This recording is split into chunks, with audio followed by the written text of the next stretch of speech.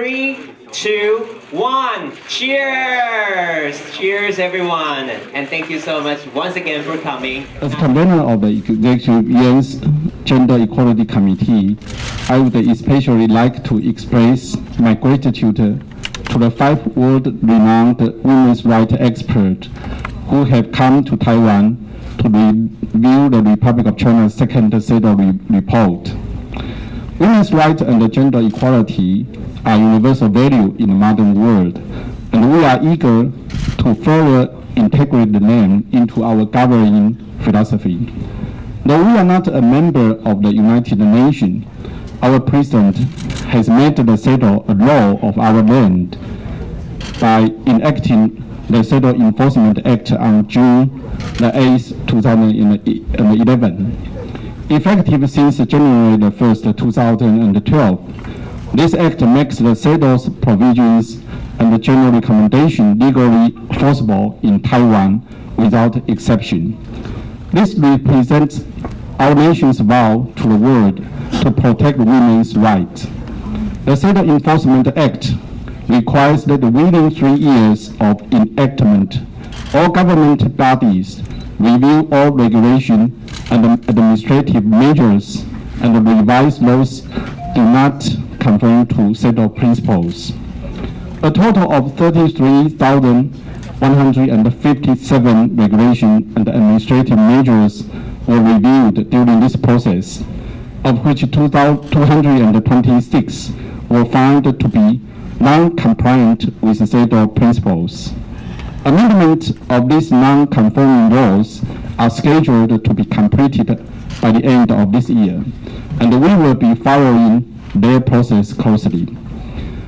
The Act also mandates the establishment of a reporting system for eliminating all forms of discrimination against women. The government is required to engage professionals, scholars, and representatives from NGOs to prepare a national report every 4 years and to adjust its policies based on the outcome of review of the report. Following the initial national report made in 2008 and 2009, we completed the second national report by the end of 2013 and published it in early 2014. This national report was drafted in accordance with the guidelines of the UN Human Rights Council under the joint effort of 32 agencies from all 5 branches of the government. To take all views into account, throughout the year leading up to the report completion in December 2013, expert scholars and NGO representatives were invited to discuss the report and offer suggestions to the government during 23 seminars, public hearings, and meetings.